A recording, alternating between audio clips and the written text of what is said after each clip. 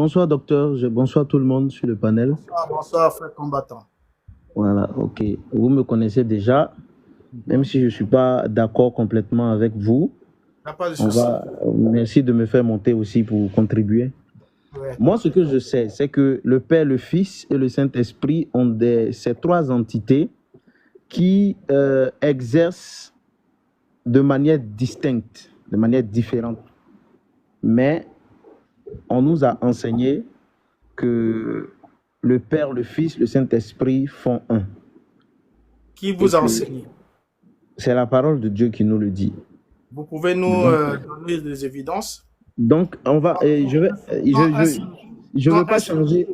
Je ne veux pas changer les abords du sujet. Je veux directement attaquer ce que vous avez dit concernant les actions de grâce. Donc, aller à l'essentiel, sinon ça va nous Voilà, je vais aller à l'essentiel pour dire que tel que vous cherchez dans la parole de Dieu des gens qui ont rendu grâce à Jésus-Christ. Des actions de grâce. Des actions de grâce, en quelque sorte, que ce soit l'un ou l'autre, je pense que tout revient à une reconnaissance, voilà, un remerciement, la reconnaissance. Il y en a tellement par rapport au miracle que Jésus a fait déjà au milieu des apôtres.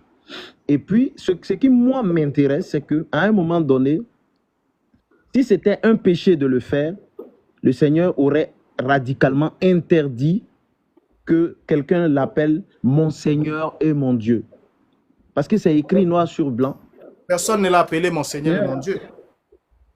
Si. Personne ne l'a appelé comme ça. Mais le verset est devant moi ici. Attendez, je vous donne le verset. Non, lisez-le pour vous. Lisez, nous entendons. Non, mais vous avez lu des versets. Laissez-moi vous dire le verset qui dit où un des apôtres l'appelle mon Seigneur et mon Dieu. Lisez. Non, ne nous donnez pas le verset, mais lisez le verset. On connaît le verset, on veut que vous le lisez. Attendez, j'avais noté ça quelque part ici, désolé, c'est dans mon téléphone. Après, on m'a... C'est Jean chapitre 20, le verset 28, pour vous aider. Voilà. Jean chapitre 20, verset 28, vous avez dit? Oui. C'est pas ça? Non, je pense pas. Hein. Attendez.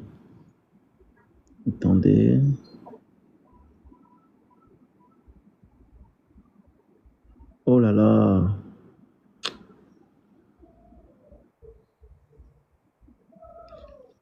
Prends ton temps. Merci.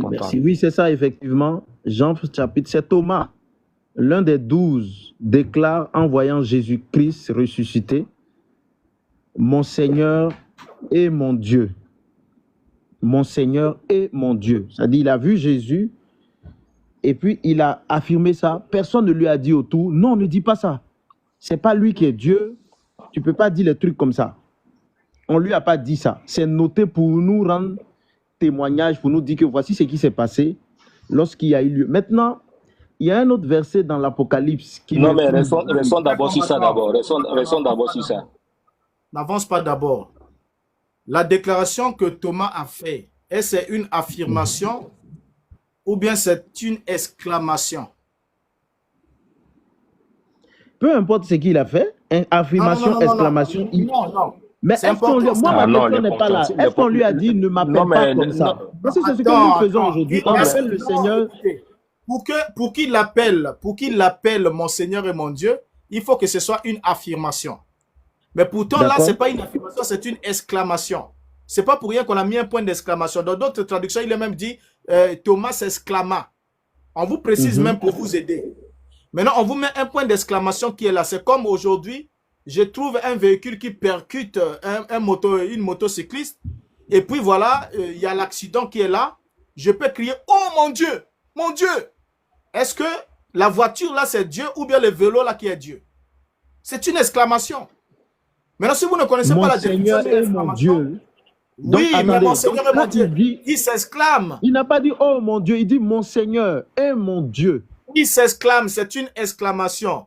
Et d'abord, l'objet de leur débat, écoute frère, l'objet de leur débat n'était pas statué sur si Jésus était Dieu ou pas. On lui a dit que le maître est ressuscité, lui ne croit pas. Et il précise, il dit, si je ne mets pas mon doigt dans ses côtés je ne vois pas les marques de clous, je ne croirai pas. Je ne croirai pas quoi? Qu'il est ressuscité. Maintenant, dès que le Seigneur apparaît, il l'appelle, il dit, mais voici, amène ta main, viens toucher comme tu voulais vraiment toucher, mettre le doigt et voir. Viens maintenant toucher du doigt et voir. C'est là qu'il s'exclame, mon Seigneur et mon Dieu. Donc l'exclamation de Thomas n'est pas une affirmation comme quoi Jésus était son Seigneur et son Dieu. Maintenant, pour vous aider, lorsque vous descendez 2 versets seulement un peu plus bas, qu'est-ce que l'écrivain dit en conclusion? Là, nous sommes dans Jean chapitre 20, le verset 28. Quand on arrive au verset 30, qu'est-ce que l'écrivain dit? Jésus a fait beaucoup d'autres miracles, mais qui ne sont pas écrits dans ce livre. Mais ces choses ont été écrites afin que vous croyiez que Jésus est le Christ, le Fils de Dieu, et qu'en croyant, vous ayez la vie en son nom. Maintenant, comment se fait-il que 2 versets plus haut, on avait déjà affirmé que Jésus est le Dieu de Thomas, mon Seigneur et mon Dieu, donc le Dieu de Thomas.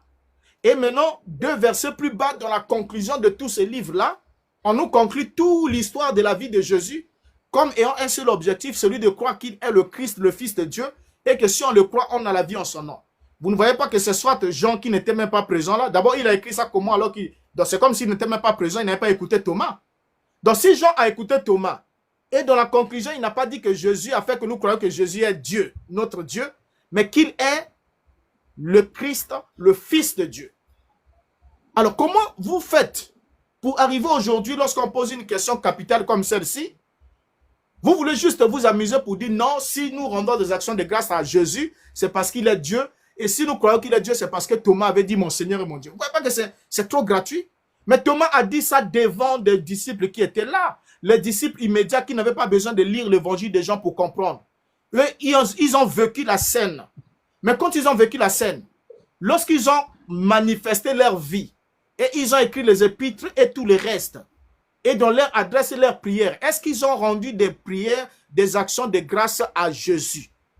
Est-ce qu'ils ont déjà dit, je rends grâce à Jésus? Je rends des actions de grâce à Jésus. S'ils l'ont fait, produisez-nous des éléments. S'ils ne l'ont pas fait, qu'ils l'ont fait envers Dieu. Et ils nous ont recommandé de le faire envers Dieu. Alors, si nous sommes les croyants de la même évangile, suivons les mêmes pas. Je peux terminer, s'il vous plaît, docteur. Je vous comprends très bien. Okay. Mais j'ai l'impression que vous prenez une partie de l'histoire et vous laissez l'autre partie de l'histoire, comme souvent le font nos frères musulmans, en catégorisant Jésus comme un être lambda. Parce que c'est quoi? Parce que notre problème, je ne sais pas si vous continuez à m'entendre, notre problème avec, comment on appelle ça, les musulmans, c'est qu'ils disent que Jésus n'est pas digne d'être honoré, d'être glorifié comme nous le faisons. Par contre, frère combattant, oui, nous ne sommes pas sur laissez-moi terminer. Attendez, je veux juste que vous revenez dans le contexte. On n'est pas dans un panel musulman. Oui, donc, je sais, je suis en train de dire quelque chose pour pouvoir en venir à une autre chose. Écoutez, frère. Docteur, mais si vous m'entrecoupez à chaque fois, je ne pourrai pas construire ce que je veux dire et puis vous ne pourrez pas avoir le goût de mon idée. Frère combattant. Si le docteur prend la parole, il faut te taire pour écouter. Nous ne lisons pas ici le Coran. On n'a pas lu les sourates du Coran. On ne parle pas de Jésus de l'islam. Parce que le jour viendra où on parlera de Jésus, on verra si le Jésus de l'islam et le Jésus de la Bible, c'est le même. Là, il y aura aussi un autre débat. C'est à ce moment-là qu'ils nous emmèneront la lecture qu'ils font dans le Coran, ce que le Coran et les hadiths leur disent au sujet de Jésus. Et nous aussi, nous allons présenter ce que la Bible nous dit au sujet de Jésus. Donc, vous ne pouvez pas réfuter ce que les apôtres et la Bible ont dit au sujet de Jésus, sous prétexte que les autres là-bas donnent une autre connotation. Si les autres ont pris aussi les options qu'ils ont eu à prendre, c'est parce qu'ils se sont rendus compte que l'image que vous peignez de Jésus, ce n'est pas la même image que les apôtres peignent de lui. C'est ça d'abord le premier problème. Parce que pour eux, ils ne croient pas, les musulmans ne croient pas que Jésus est le Fils de Dieu parce que Dieu n'engendre pas selon eux. Mais ils croient que c'est un envoyé, c'est un messager, c'est un prophète. Ça, c'est ce que les apôtres aussi croyaient, qu'il était un envoyé. Parce qu'il y a une autre entité qui l'a mise en mouvement pour qu'il vienne. Donc ça va nous emmener ailleurs. Nous sommes sur une question bien précise. Est-ce que les apôtres ont rendu des actions de grâce à Jésus? Oui ou non? S'ils ne l'ont pas fait, vous nous dites qu'ils ne l'ont pas fait, et on comprend que ce que vous faites est une innovation, Et dans ce cas, on comprend que vous nous parlez d'un autre Jésus ou bien vous êtes tombé dans le piège de ceux qui ont adoré le serpent de Ré au lieu d'adorer le donateur du serpent. Voilà, donc si vous pouvez chuter, comme ça on va passer à quelqu'un d'autre.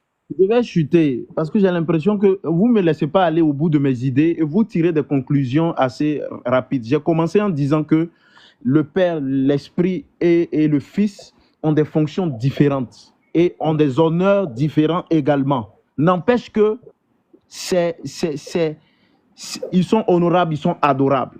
Maintenant, je vais finir avec Apocalypse 5, versets 13 à 14. Vous en avez parlé. Mais le verset est tellement clair, mais on ne se comprend surtout pas, c'est tout. Il est dit dans ce chapitre, dans ce verset, toute créature dans le ciel, sur la terre, sous la terre et sur la mer, et tout ce qui s'y trouve, je les entendis qui disaient à celui qui est assis sur le trône et à l'agneau, soit la louange, l'honneur, la gloire, la force pour des siècles et des siècles.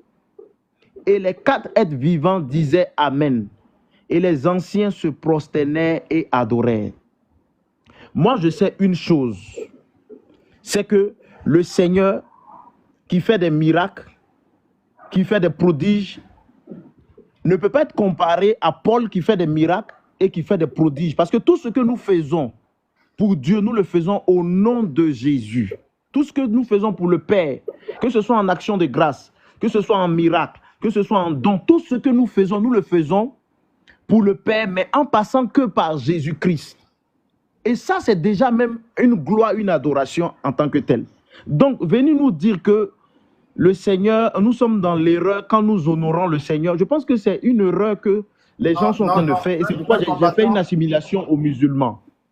Frère combattant, je crois qu'il faut prendre la peine d'écouter lorsque l'autre s'exprime et puis de ne pas lui prêter vos mots ou bien vos intentions. Je n'ai jamais affirmé ici une seule fois que vous êtes en erreur lorsque vous honorez le Seigneur. Parce qu'on honore le Seigneur, on honore nos maîtres, on honore nos parents, on honore aussi Dieu. Donc honorer là n'est pas un problème. Vous voyez? Donc attribuer des qualités honorifiques à une entité, ça, ce n'est pas un problème. À tout Seigneur, tout honneur. En tant que Seigneur, il a droit à des honneurs. Mais ici, nous parlons de l'adoration qui est réservée et exclusivement seulement à Dieu. Dieu seul est digne de recevoir les actions de grâce. Le passage que vous avez cité ici, où on dit à celui qui est assis sur le trône et à l'agneau, soit, c'est une expression honorifique. Regardez bien, c'est clair. Maintenant, l'adoration est introduite au dernier verset. On vous dit, les 4 êtres vivants se prosternèrent et adorèrent. Là, l'objet de l'adoration n'est pas spécifié. Ils se sont prosternés et ils ont adoré. Ils adorent qui? Qui est assis sur le trône? Maintenant, dans les autres versets, il est précisé qu'ils adorent celui qui est assis sur le trône. Vous voyez? Donc, nous sommes sur ce point-là. Maintenant, si aujourd'hui, vous n'êtes pas capable de nous dire exactement sur quelle base vous rendez des actions de grâce au Seigneur Jésus, vous nous dites, vous n'avez pas des éléments. Nous allons vous comprendre. Mais lorsque vous voulez contourner ce qui est écrit, pour vouloir dire une chose alors que les versets que vous lisez ne soutiennent pas ce que vous dites, c'est là où se trouve tout le problème. Si vous pouvez chuter, nous passons, voilà, nous sommes avec la sœur Kémy. Ma sœur, vous pouvez prendre la parole comme ça. Frère combattant, vous pourrez revenir au temps convenable. Merci. Bonsoir, docteur. Bonsoir, ma sœur. Désolée pour intervenir dedans parce que mon français n'est pas assez clair, parce que je suis nigérienne. Mais ce que je voulais parler, le débat est là. En fait, ce n'est plus la chair, c'est un spirituel. Parce qu'on ne peut pas parler l'histoire de Dieu en chair. Pour moi, hein, c'est le Saint-Esprit qui va te guider de pouvoir t'exprimer bien. Selon ce que moi, mon expérience, que le Saint-Esprit vient prendre le contrôle. Mais l'action de grâce est remise à Dieu. L'action de grâce est remise à Dieu. Désolé, je ne sais pas bien lire, mais je dis à cet esprit de me guider. Regardez dans Genèse, Dieu a dit à sa parole, celui qui croit en moi doit croire en mon Fils. Jésus est venu sur la terre pour nous sauver. C'est Dieu qui l'a envoyé. Ok. Maintenant, si je veux donner la grâce, action de grâce, c'est à Dieu que je fais, mais je vais aussi parler de Jésus, parce qu'il est venu sur la terre pour venir me sauver aussi. Est-ce que vous comprenez ma version? On vous entend. Si je dois faire l'action de grâce, je fais à Dieu et je fais encore à Jésus. Parce que je fais à les deux. Parce que Jésus, Dieu l'a envoyé sur la terre pour venir nous sauver.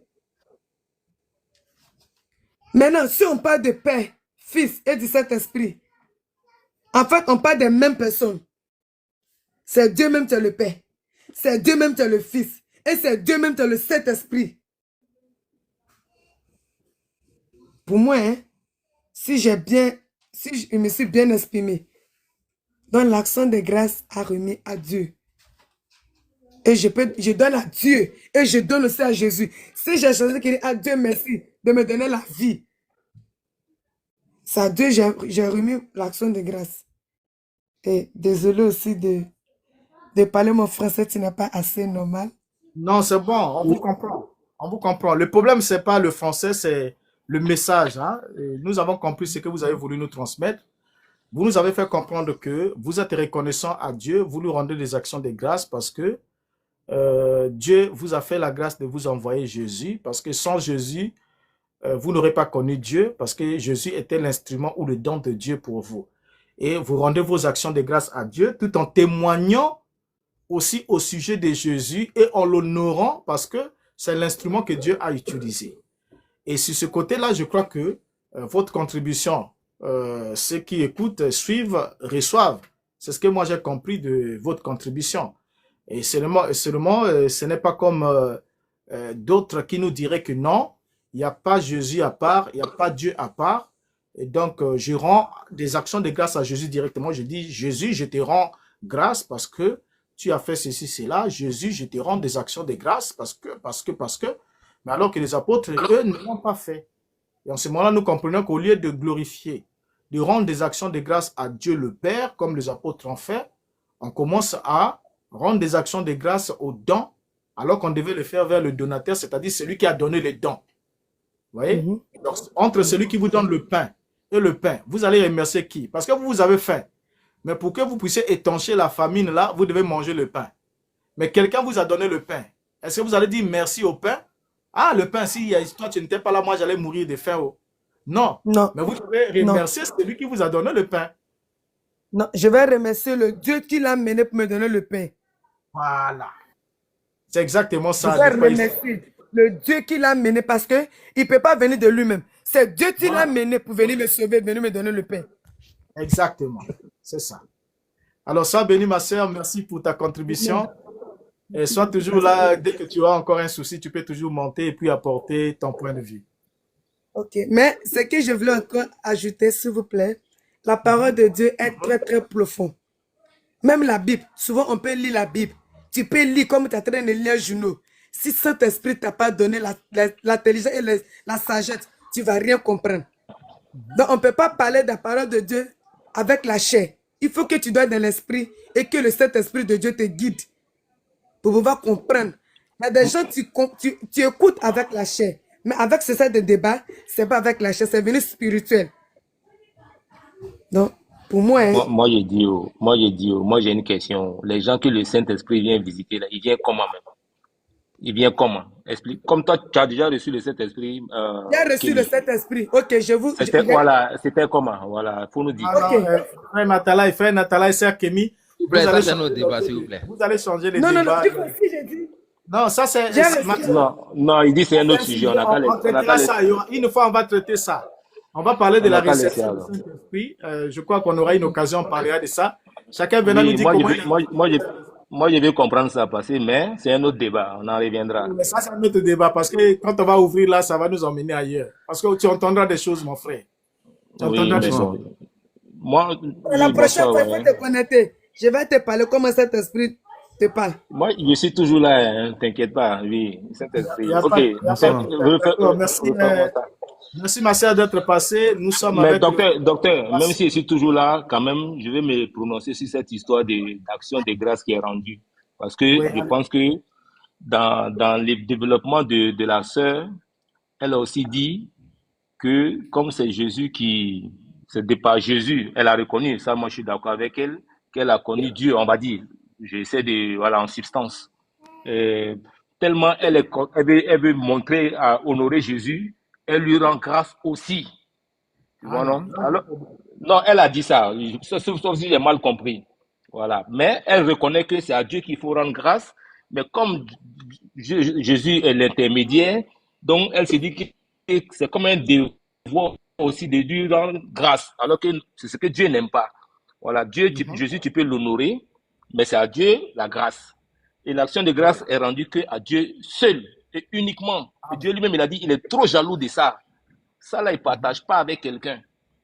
Voilà. Le problème, c'est quand elle chutait, elle a dit, pour moi, le Père, le Fils, l'Esprit, c'est la même chose. Bon, là encore, il y a une autre confusion qui est venue. Elle a chuté sur ça. Bon, je ne suis pas d'accord avec elle sur ça, mais peut-être que ça, si elle rebondit dessus, maintenant, je vais rentrer dans le sujet maintenant. Merci. Voilà.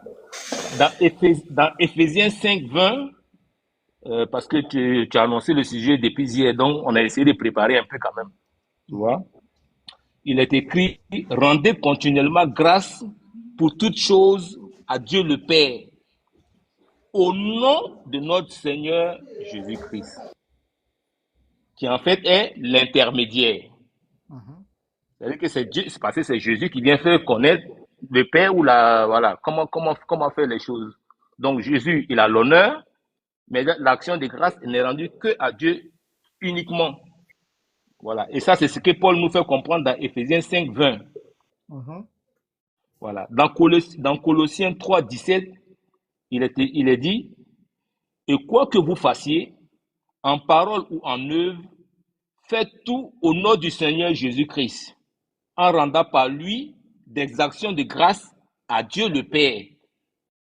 Les deux entités sont différenciées. Les deux entités sont différenciées. Voilà. Encore une fois, Dieu le Père est l'unique destinataire. Quand on comprend, quand on lit posément, voilà. Également dans Thessaloniciens 5, 18, il est écrit, rendez grâce en toutes choses, car à votre égard, la volonté de Dieu en Christ. La volonté de Dieu en Christ. C'est Dieu qui donne la volonté au Christ. Si Dieu a dit à Christ, parce que moi j'ai l'impression que si on veut expliquer textuellement, c'est comme Jésus, Dieu lui a donné un chèque en blanc. Un chèque en blanc, c'est-à-dire que voilà, il lui a donné un chèque, il n'a pas mis le montant dessus. Il dit va faire tes courses. Si tu as acheté pour 10 milliards, tu écris 10 milliards, puis tu donnes à la caisse là-bas. C'est validé. Il a déjà béni comme ça, en fait. Il lui a déjà donné le feu vert. Parce que Jésus lui-même là, dans Jean 11, 41, lui-même il rend grâce à Dieu. Dans la résurrection de Lazare, il dit, Père, je te rends grâce de ce que tu m'as exaucé. Il a déjà exaucé. Mais il n'y a pas de confusion.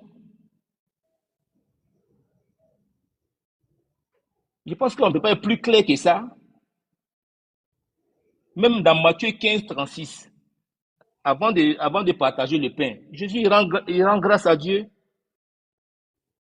Donc même Jésus ne reçoit pas les actions de grâce, il les rend lui-même à Dieu, à l'Éternel. C'est ce que je voulais ajouter pour voilà, aller dans ton sens et pour dire que les deux entités ne sont pas pareilles. Jésus et Dieu ne sont pas pareils du tout, ne sont pas sur le même pied d'égalité. Voilà, moi j'essaie de suivre un peu pour essayer de comprendre aussi. Voilà, on apprend toujours. Mais quand même, il y a des écritures qui sont claires. Mais aussi, il y a des versets qui sont ambigus ou qui ont été rendus ambigus ou encore même qui deviennent de plus en plus ambigus. Parce que moi, j'ai un certain âge. Voilà, je vais dire que j'atteins quand même la cinquantaine. Tu vois? Donc, j'ai vu des Bibles anciennes qui ne sont pas conformes aux Bibles de maintenant. Et même la Bible qui est dans mon téléphone, là, ça doit faire des mises à jour. Bon, ça ajoute quoi? Je ne sais pas. Des fois, quand tu retrouves, c'est pour ça, hier, je disais, avant, on disait oui, a été fait cher, et maintenant, c'est fait cher. Bon, c'est des petits trucs qui ne sont pas bien. Et la traduction fait qu'il y a une mauvaise compréhension des choses. La traduction ne peut jamais être fidèle à l'original. C'est pas possible. Parce qu'il y a des mots en hébreu, là. Les langues sémitiques, là, ont une certaine puissance qui ne peut pas rentrer dans... C'est qu'un seul mot, là, ça peut faire une phrase, en fait. Et si tu te trompes dans la disposition des mots, ça change de sens. Il faut que nos parents aussi arrivent à comprendre certaines choses. C'est difficile, hein. Voilà. Après, quand on a fait des vingtaines d'années dans une certaine doctrine, franchement, si on ne se remet pas en question, c'est difficile. Moi, cette chose-là, je l'avais comprise depuis un moment quand même. Voilà. Et c'est là où je félicite le docteur Mbouta. C'est pour ça. Je ne suis pas d'accord avec le docteur sur tout, hein. Il y aura des moments où je vais le contredire. Je vais essayer de le contredire. Peut-être il va me convaincre ou pas. Mais j'ai des arguments contradictoires. Parce que le docteur Mbouta, à l'époque comment on appelle, de l'échange avec le docteur Abdul-Majid, c'est quelqu'un qui cherche à apprendre aussi. On n'a qu'à se dire la vérité. Je ne dis pas que Majid l'a enseigné, mais ça l'a amené à aller relire les Écritures pour venir avec une autre disposition. Parce que le docteur Bota, c'est pas comme ça aussi. Au début, vous étiez. Vous aviez une doctrine. Vous preniez aussi, voilà, quand le débat il est là, hein, sur le net, on sent que, voilà, ça a fait tilt dans votre, même à l'écran, on voit que ça a fait tilt dans votre cerveau que ce que l'autre est en train de dire, il faut que j'aille bien relire. J'avais survolé ça, mais on dirait qu'il me ramène à... Mais c'est normal, on apprend des gens, on est des humains. On apprend avec un plus petit que soi, parce qu'on n'est pas dans son domaine. Bon, voilà, je vais chuter par là. Et puis, vous féliciter pour l'échange que vous permettez et laisser la parole aux autres. Merci beaucoup, frère Natalaï. Frère Racine, nous vous écoutons. Vous avez le micro. Ok, merci. Donc, je pense que... J'espère qu'après, c'est moi. Oui. Ok, je pense que depuis, l'on demande là où l'on rend grâce à Jésus. C'est bien ça, n'est-ce pas? Exactement. Ok. 1 Timothée chapitre 1, verset 12. 1 Timothée chapitre 1, verset 12. Je rends grâce à celui qui m'a fortifié, à Jésus-Christ notre Seigneur, de ce qu'il m'a jugé fidèle. Là, je suis en train de lire, là, c'est Louis II que je lisais. Tout à l'heure, je t'ai entendu lire dans la version Osterwald. Je vais lire Osterwald. 1 Timothée 1, verset 12. Je rends grâce à Jésus-Christ, notre Seigneur, qui m'a fortifié de ce qu'il m'a jugé fidèle, m'ayant établi dans le ministère. Je vais lire une troisième version, la version française Martin. 1 Timothée chapitre 1 verset 12. Et je rends grâce à celui qui m'a fortifié, c'est-à-dire à Jésus-Christ notre Seigneur, de ce qu'il m'a estimé fidèle, m'ayant établi dans le ministère. Donc, moi, la question que je vais poser maintenant, c'est est-ce que ici, l'apôtre rend grâce à Jésus-Christ? Est-ce que c'est ça qui est écrit? Ok, merci beaucoup pour ces versets. Il n'est pas étonnant puisque déjà, lorsque vous les lisez, cela semblerait être voir Paul en train de se contredire. Parce que lorsque Paul dit « Rendez grâce à Dieu en toutes choses », n'est-ce pas? Et maintenant ici, cela semble donner le son comme quoi Paul est en train de rendre grâce au Seigneur Jésus-Christ. Maintenant, j'aimerais, puisqu'il y a ces genres de versets-là ne manquent pas. Alors, ces versets-ci semblent remettre le pendule à l'heure, parce que quand on le lit dans les versions que vous avez prises, cela semble donner ce son-là. Maintenant, ici, lorsque nous reprenons ces versets, je vais prendre quelle version déjà ici? Je prends d'abord la version littérale, la traduction littérale, avant d'entrer dans les autres versions.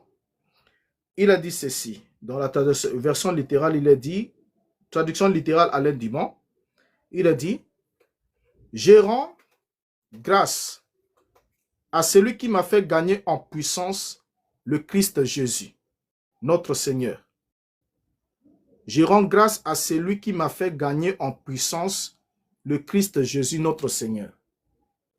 Qui est celui qui a fait gagner à Paul en puissance le Christ Jésus, le Seigneur? C'est-à-dire qui est celui qui a emmené Paul à aller vers le Seigneur Jésus. Dans la traduction littérale ici, vous voyez que l'apôtre Paul rend grâce à celui.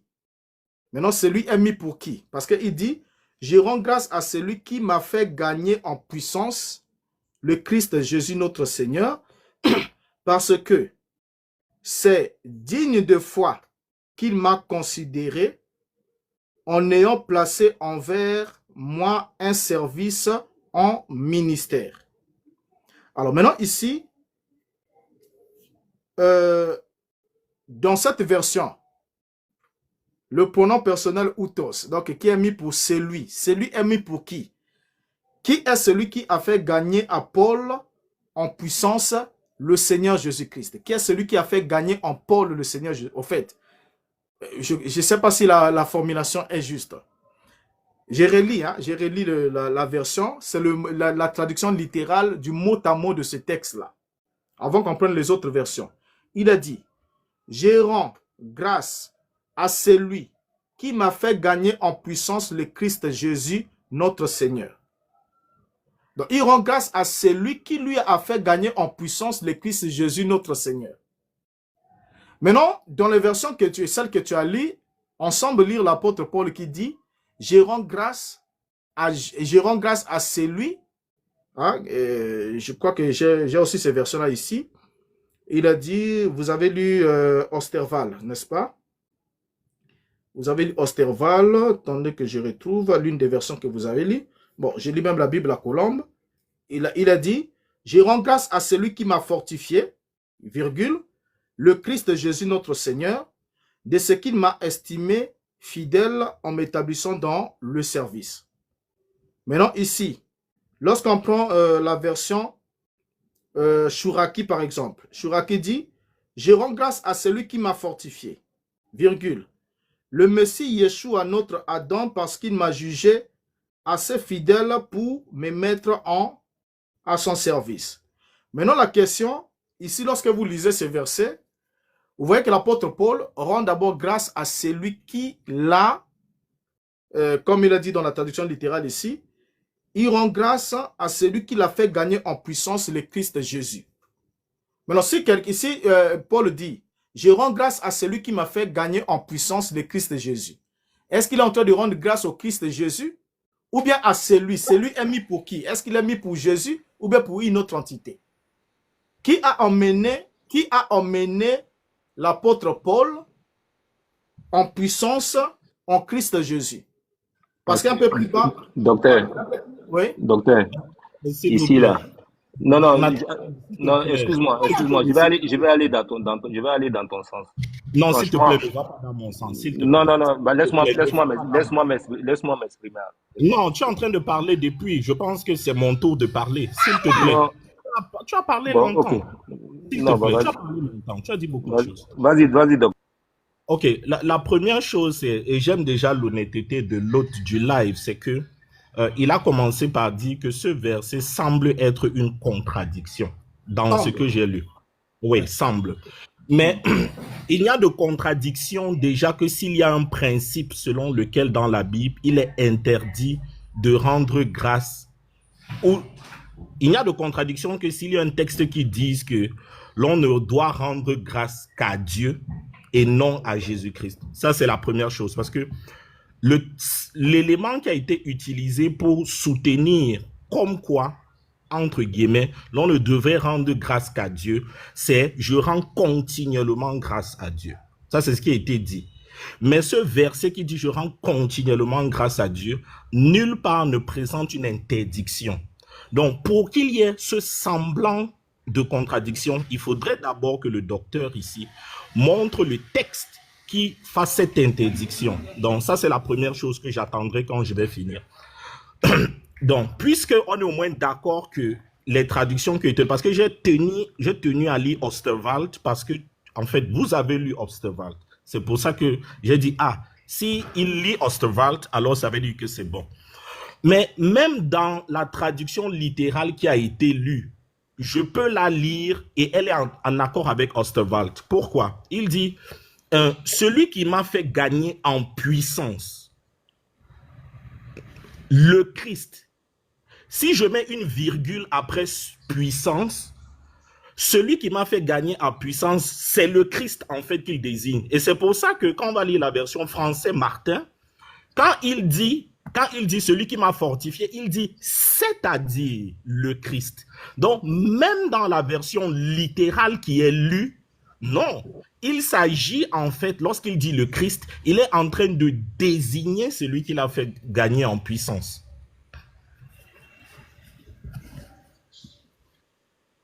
On vous écoute, frère. Vous avez fini? Oh oui, j'ai fini en fait. En fait, pourquoi? J'ai fini parce que tout simplement, la manière dont vous avez posé la question, quand moi je lis le même texte, je n'ai pas la question là en fait. C'est la raison pour laquelle ça ne me sert à rien de répondre à la question qui a été posée. Donc, s'il y a déjà ce principe qui interdit de rendre grâce à Jésus-Christ, pour qu'on ait le semblant de contradiction, alors oui, à ce moment-là, on peut commencer à bagarrer avec les versions. Mais jusque-là, on n'a pas encore ce principe, donc on ne peut même pas dire qu'on est dans un semblant de contradiction. Merci.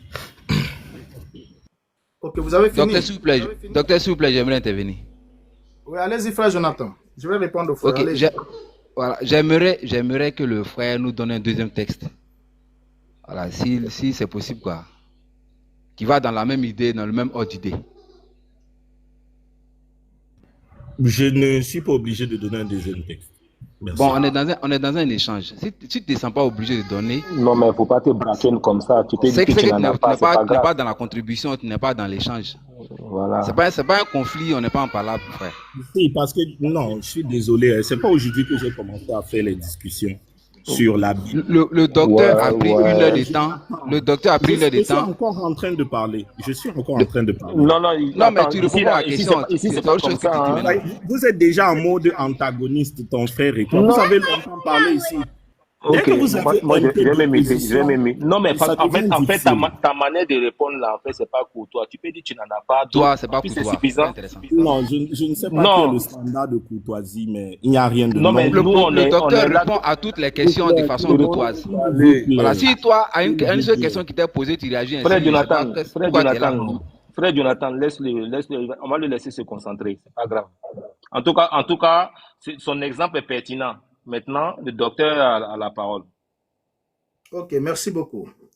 Alors déjà ici, lorsque nous lisons l'apôtre Paul, parce que ici, ce qui pose le problème aux frères, c'est sur la notion de la fortification. Qui est celui qui fortifie? Hein? Parce que le texte ici, lorsqu'on prend la traduction littérale, même quand il a parlé de vouloir déplacer la virgule, ça ne change absolument pas le contexte. Le texte est clair. L'apôtre Paul dit, « Je rends grâce à celui qui m'a fait gagner en puissance le Christ Jésus, notre Seigneur. » Je rends grâce à celui qui m'a fait gagner en puissance le Christ Jésus, notre Seigneur. Donc ici, lorsque on veut jouer avec la caprice de la virgule, pour dire que je veux placer la virgule après, ça change de sens. C'est comme si on rend maintenant grâce à Jésus-Christ, comme si celui est un pronom démonstratif mis pour parler de Jésus. Ce n'est pas le cas. Parce que rappelons, un élément important, c'est que d'abord les textes grecs n'ont pas de ponctuation comme telle. Donc, lorsque on nous fait la traduction ici, ce qui est complexe et ce qui nous permettra alors de statuer lorsqu'on a un texte qui semble ambigu, parce que celui-ci semble, mais ce n'est pas le cas, on se rend compte qu'ici l'apôtre Paul précise un élément. L'élément que l'apôtre Paul précise, c'est lequel? Il est en train de rendre grâce à celui qui lui a fait gagner en puissance le Christ Jésus. Ça, c'est un élément. Maintenant, le même langage de l'apôtre Paul, qui est traduit ici par fortifié. On peut le retrouver aussi dans d'autres versets où Paul parle de celui qui l'a fortifié. Maintenant, il va nous donner une certaine précision. Le temps juste de retrouver ce verset, puisque je ne l'ai pas coté ici, ce n'était pas dans le sujet. Romains, par exemple, chapitre 4, le verset 20, il dit, il ne douta point par incrédulité au sujet de la promesse de Dieu, mais il fit fortifier par la foi, donnant gloire à Dieu. C'est pas là. Dans Éphésiens chapitre 3. Voilà, Éphésiens chapitre 3. Qu'est-ce que nous lisons au verset 16? Et nous commençons au verset 13. Il a dit ce qui suit. Aussi, je vous demande de ne pas perdre courage à cause de mes tribulations pour vous. Elles sont votre gloire. À cause de cela, je fléchis les genoux devant le Père, duquel tire son nom toute famille dans les cieux et sur la terre, afin qu'il vous donne selon sa richesse, selon la richesse de sa gloire, d'être puissamment fortifié par son esprit dans l'homme intérieur. Qui donne d'être puissamment fortifié par son esprit dans l'homme intérieur, c'est Dieu le Père, devant qui il fléchit les genoux.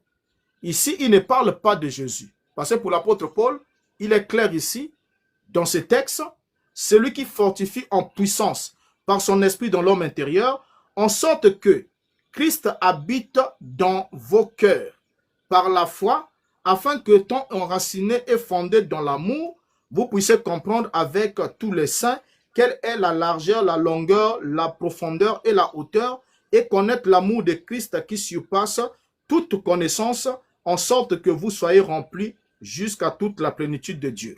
Maintenant, ici, celui qui fortifie puissamment par son esprit dans l'homme intérieur, en sorte que Christ habite dans vos cœurs par la foi, c'est Dieu.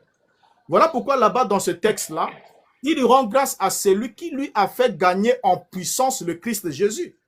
Et de la même manière, ici aussi, c'est toujours Dieu, devant qui il fléchit les genoux, duquel tire son nom toute famille dans les cieux et sur la terre, afin qu'il vous donne, qui donne, c'est Dieu, selon la richesse de sa gloire, d'être puissamment fortifié par son esprit dans l'homme intérieur, en sorte que Christ habite dans vos cœurs par la foi, afin que, tant enraciné et fondé dans l'amour, il continue.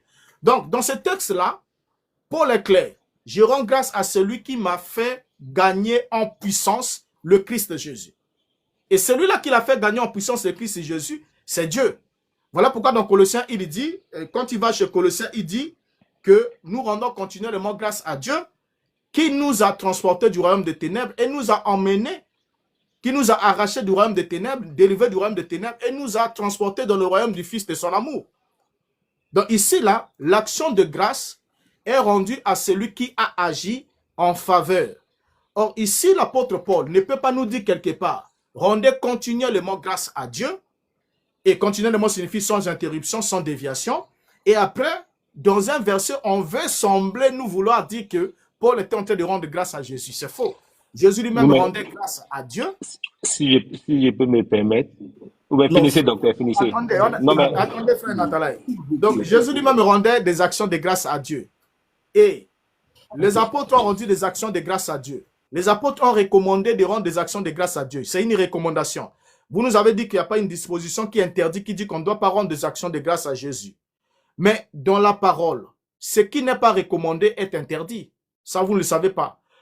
S'il n'y avait pas de problème sur qui doit recevoir notre action de grâce, il ne devait pas y avoir une instruction explicite de la part des apôtres de nous dire, rendez grâce à Dieu, le Père de notre Seigneur Jésus-Christ, en toutes choses. Vous voyez? Donc, lorsqu'ils nous font cette précision-là, ils nous orientent à qui nous devons le faire. Et puis, ils ajoutent encore, continuellement. Continuellement signifie quoi? Sans interruption, sans changement, sans variation. Donc, cela ne veut pas dire qu'aujourd'hui, je rends des actions de grâce à Dieu le Père, et après, demain, je vais rendre ça à Jésus, après, demain, je rends ça au Saint-Esprit, après, je rends à Maman Marie, après, je rends à l'ange Gabriel, à Michael, ainsi de suite. C'est pas de ça qu'il s'agit, parce que quand on est dans la continuité, ça veut dire que c'est sans interruption. Donc, dès que je commence à rendre grâce à Dieu, comme dit Paul, je rends grâce au Dieu que mes ancêtres ont servi, le Dieu d'Abraham, d'Isaac et de Jacob, et il nous dit de rendre continuellement grâce, des actions de grâce à Dieu, le Père de notre Seigneur Jésus-Christ. Je ne vois pas comment, dans un verset, on va chercher à voir Paul en train de nous dire qu'il a rendu grâce à des actions de grâce au Seigneur Jésus-Christ. Ça ne marche pas. Donc, le verset est clair, il ne souffre absolument de rien. Paul rend des actions de grâce à celui qui lui a fait gagner en puissance le Christ Jésus. Ok, merci. Je vais répondre à tout ce qui a été dit. La première chose, c'est quand j'ai mentionné la ponctuation, en fait, vous avez semblé dire non, la ponctuation n'a pas de valeur. Mais pourtant, c'est la même ponctuation que vous avez utilisée tout à l'heure lorsque quelqu'un a dit que Thomas a dit mon Seigneur et mon Dieu, et vous lui avez demandé comment était la phrase. Et il y avait le point d'exclamation. Frère Racine, je n'ai pas dit que la ponctuation n'a pas de valeur. C'est pas ce que j'ai dit. Parce que la ponctuation dans le verset, dans le texte, par exemple ici, traduction littérale, c'est aussi ponctué. Je l'ai lu comme je l'ai lu là en suivant cette ponctuation. Maintenant, c'est vous qui avez dit que si vous déplacez la virgule, c'est vous. Voilà, vous avez dit que si vous déplacez... Maintenant, en ce moment-là, c'est votre œuvre à vous. Vous avez dit que vous ne vous comportez pas de ça, vous voulez déplacer la virgule pour que la phrase puisse avoir un autre sens, le sens que vous voulez. C'est là où je vous ai dit, je ne suis pas d'avis avec vous allant dans ce sens-là parce que, en dehors de ce texte-là, le texte de Éphésiens qu'on vient de lire... Vous êtes en train de vous répéter, s'il vous plaît. Permettez que attendez, le texte de Éphésiens qu'on vient de lire ici vient de nous montrer que c'est Dieu qui fortifie l'homme en ce qui concerne par son esprit l'homme intérieur et permet à ce que le Christ soit établi dans le cœur du croyant. Donc, c'est l'apôtre Paul. Donc, il ne peut pas tenir un langage ici et il va ailleurs, il tient un autre langage. Alors, nous vous écoutons. Si vous pouvez dire un mot aussi pour chuter, les autres vont contribuer. Non, en fait, vous avez beaucoup parlé. J'ai, comme un bon élève devant le docteur, j'ai écrit, s'il vous plaît, je vais revenir systématiquement sur ce qui a été dit. Alors, la première chose, c'est que justement, la ponctuation a une valeur et la traduction littérale qui vous conforte, elle a utilisé ou bien elle n'a pas mis une certaine ponctuation qui permet de légitimer votre position. Mais on est au moins d'accord que j'ai donné 3 versions qui confortent le fait que même cette traduction littérale, si on la lit comme je le dis, la personne qui fortifie dans ce texte, c'est Jésus-Christ. Ça, c'est la première chose. Et la ponctuation a une très grande valeur. La preuve en est que c'est l'argument que vous avez utilisé tout à l'heure pour réfuter le fait que Thomas n'appelait pas Jésus-Christ son Seigneur et son Dieu. Ça, c'est un. La deuxième chose, vous avez totalement changé de contexte pour signifier la personne qui fortifie l'apôtre Paul. Et quand vous allez dans ce cas-là, en fait, vous supposez un certain raisonnement. Et le raisonnement que vous supposez, c'est que seul Dieu, qui, dans le contexte de ce que Dieu veut dire là-bas, c'est le Père, seul le Père fortifie. Ou bien, or, ce n'est même pas en accord avec ce que l'apôtre Paul enseigne, ni avec la totalité de l'écriture. Pourquoi? Parce que, regardez, je vais faire comme vous. Nulle part de Genèse à Malachie, vous ne trouverez un seul verset là où les croyants invoquent un nom qui est différent du nom de Yahvé ou bien du nom de Jéhovah. Pourtant, le même apôtre Paul, dans 1 Corinthiens chapitre 1 verset 2, dit que les croyants invoquent le nom du Seigneur Jésus-Christ. S'il vous plaît, n'utilisez pas le concept du chaliaque ou bien de tout ça, ça ne va pas marcher. Nulle part, je répète, les disciples, nulle part dans l'Ancien Testament, de Genèse à Malachie, il n'y a un endroit où on dit invoquer quelqu'un d'autre que le nom de Jéhovah ou bien de Yahvé. Pourtant, l'apôtre Paul vient dire que c'est le nom de Jésus-Christ qu'il faille invoquer. Donc, tout simplement, ce que l'on va dire, c'est que les deux passages se complètent et augmentent la taille de la révélation, et non les deux passages, et non le passage que vous avez lu sur la fortification n'impose l'interprétation du passage que j'ai donné. Parce que, comme je l'ai dit, dans le Nouveau Testament, on invoque le nom du Seigneur Jésus-Christ, mais vous ne trouverez pas un seul exemple de Genèse à Malachie où on invoque une créature. Maintenant, vous avez dit quelque chose, je vous ai dit, en bon élève, j'ai noté. Vous avez parlé de rendre grâce au Dieu de ses ancêtres. Dans Genèse chapitre 48, les versets 16 à 18, on va écouter ce que son ancêtre dit et qui est-ce que son ancêtre appelle son Dieu. Et vous allez voir que vous ne serez pas très confortable avec ça. Dans Genèse chapitre 48,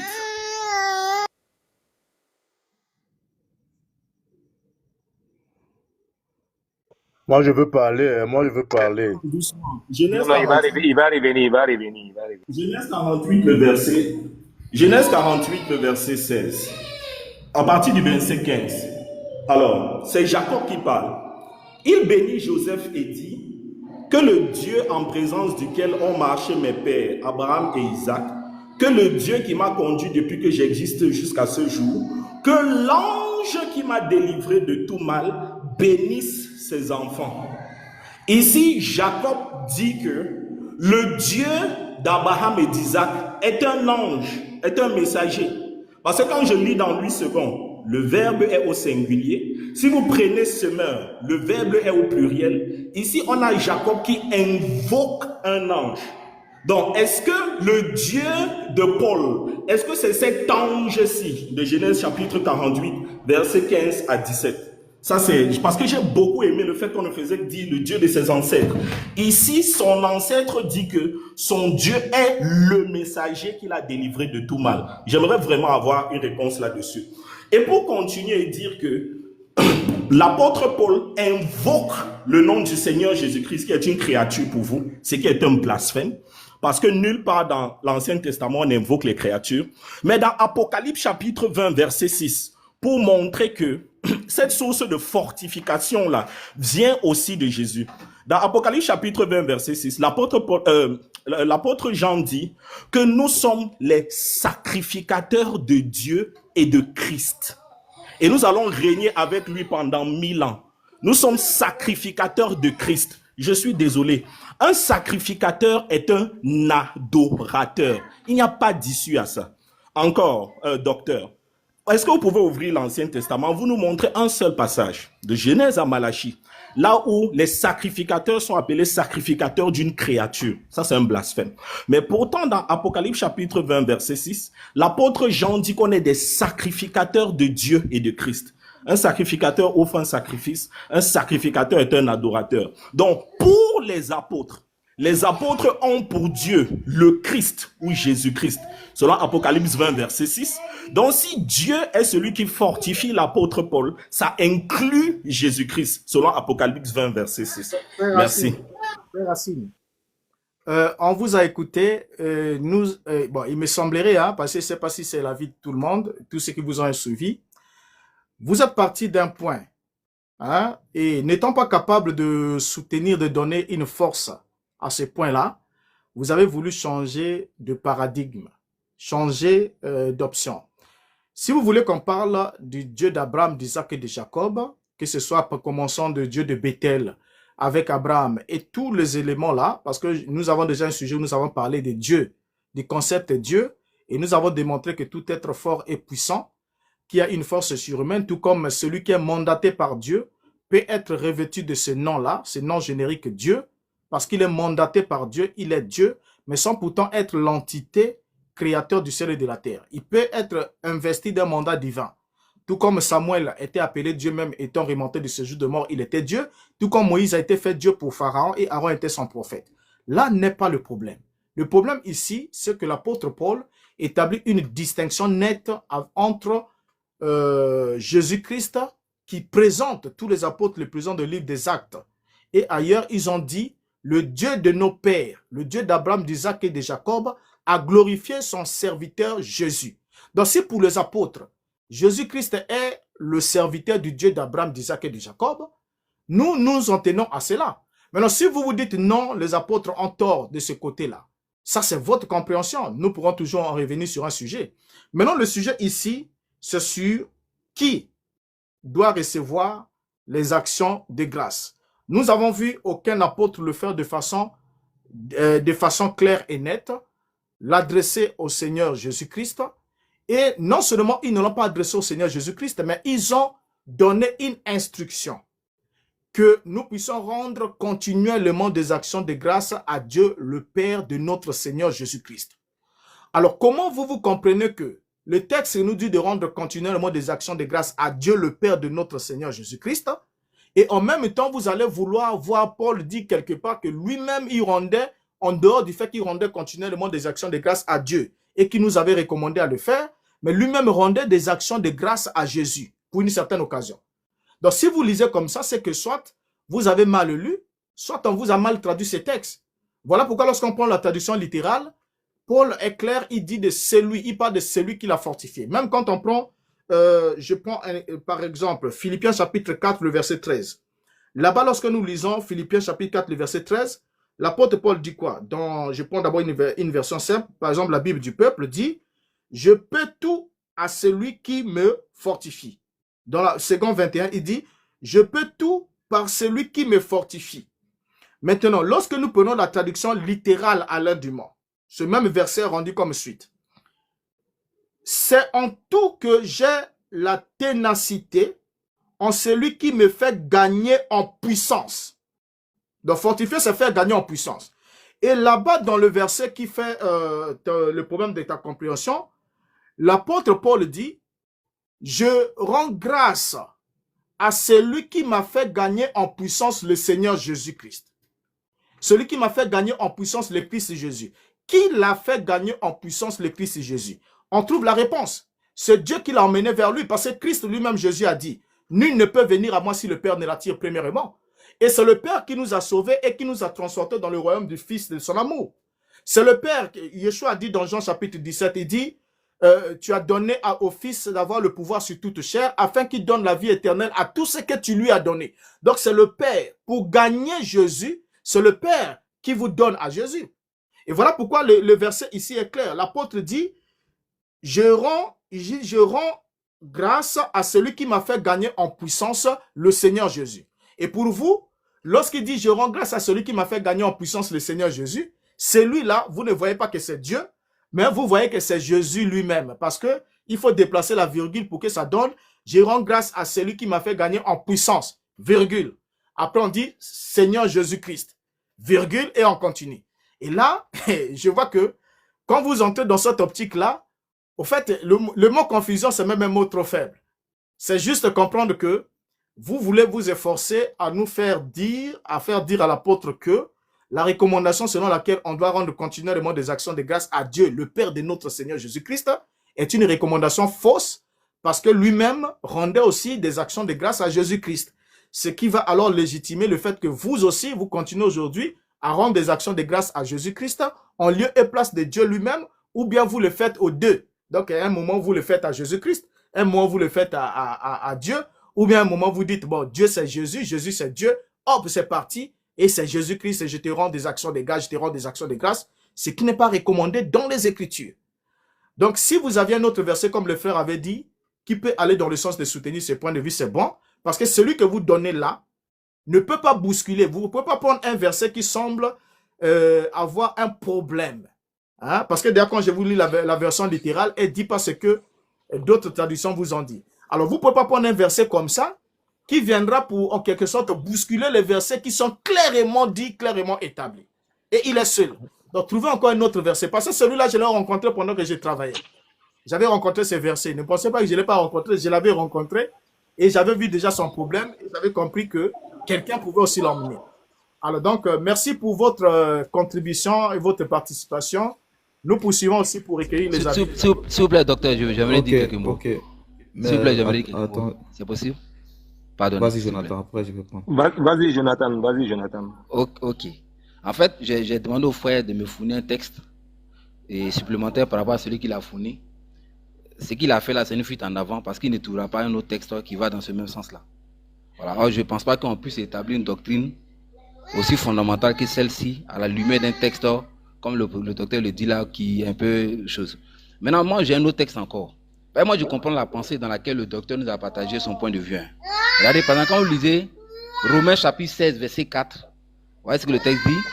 Qui ont exposé leur tête, et il parle des frères qui ont exposé leur tête pour sauver ma vie. Ce n'est pas moi seul qui leur rend grâce, ce sont encore toutes les églises des païens.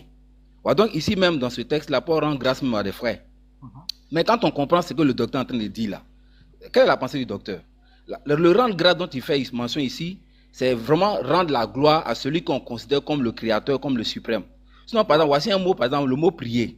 Si il dit, je parle au docteur, excuse-moi pour le docteur pour ce que je vais dire, si il dit au docteur, je parle à quelqu'un, je parle à mon frère, puis il dit, je prie le docteur de me donner son bic. Est-ce que ici, on peut concevoir que ce que je viens de dire là, c'est une adoration que je rends au docteur, même quand j'utilise le mot prie? Non. Voilà. Donc souvent, les mots sont contextuels, vous faites attention à leur usage. On a cette expression rendre grâce là qui est utilisée à 99% et qui est adressée au Père Céleste, au Dieu Tout-Puissant. Maintenant, s'il y a eu un ou deux versets qui semblent sortir de cette logique-là, on ne peut pas en faire une assise doctrinale, c'est pas possible. Voilà, ici, le frère qui est là, il le met au défi. S'il veut, on va lire tous les textes dans lesquels cette expression rend grâce est utilisée. À 89,89%, ce texte-là s'adresse, l'auteur de cette expression rend grâce s'est tourné vers Dieu au nom de notre Seigneur Jésus-Christ. Donc Jésus ici est dans une position subalterne et Paul dans sa logique rend la grâce au Dieu puissant. Donc même s'il a rendu grâce à des frères, on comprend la logique. Parce que le mot grâce à la base, ça veut dire merci. Mais dans la pensée suprême que Paul veut nous partager, c'est que c'est l'auteur de toutes choses, de toute grâce excellente, c'est le Père Céleste. Voilà, donc c'est dans la logique. Donc s'il n'a pas un autre texte, je ne pense pas que ce soit utile de passer 15 minutes à côté avec lui. Ce n'est pas la peine de se cacher derrière des excuses. Voilà, donc c'est juste ma contribution. Merci bien. Merci beaucoup. Oui, allez-y, frère Bouika. Bonsoir. Oh, ouais, ça me fait déjà bonsoir à tout le monde. Ça me fait vraiment plaisir d'être monté ici ce soir. Et docteur, ça fait vraiment un moment que je regarde et j'écoute. Je tiens d'abord à saluer vraiment l'intelligence que vous avez.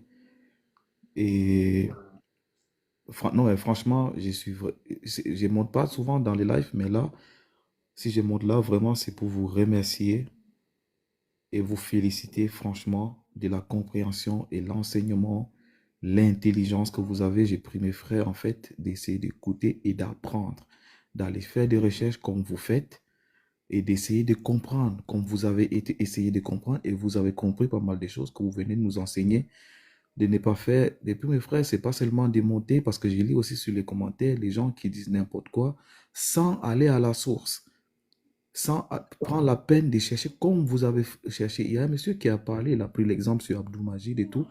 Moi, je dirais que oui, Abdul Majid vous a enseigné, vous l'avez aussi enseigné, ça va dans les deux sens.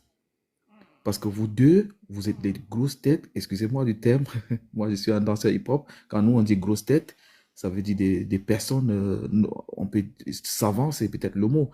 Donc moi je fais dire ça de cette manière parce que vous ne vous discutez pas juste, vous discutez, mais vous cherchez à comprendre un certain nombre de choses. Et vous deux, vous avez compris, vous venez nous enseigner. Franchement, je tire mon chapeau là-dessus. Et moi, je ne vais pas prendre la parole pendant 150 ans. Donc, c'est tout ce que j'avais à dire en vrai. Et j'ai une question, si je peux me permettre. Maintenant, parce que moi aussi, j'ai fait des recherches, aussi j'ai lu, trouvé des passages, parce que j'ai compris aussi ce que selon toute la Bible, enfin, que Jésus, il est le messager.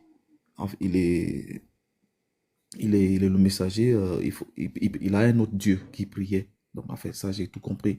Mais maintenant, ma question, c'est, comme les musulmans, et vous allez m'excuser si j'ai dit un truc pas bien, je m'excuse avant. Donc, comme les musulmans, être musulman, ça veut dire c'est soumettre à la volonté de Dieu, comme j'entends.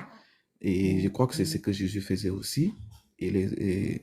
Donc, maintenant, docteur, est-ce qu'il faut se convertir à l'islam pour se soumettre à Dieu, ou il faut rester chrétien et prier le Père de Jésus? Ça, c'est d'abord ça, c'est ma question, en fait. C'est ce que j'ai envie de comprendre.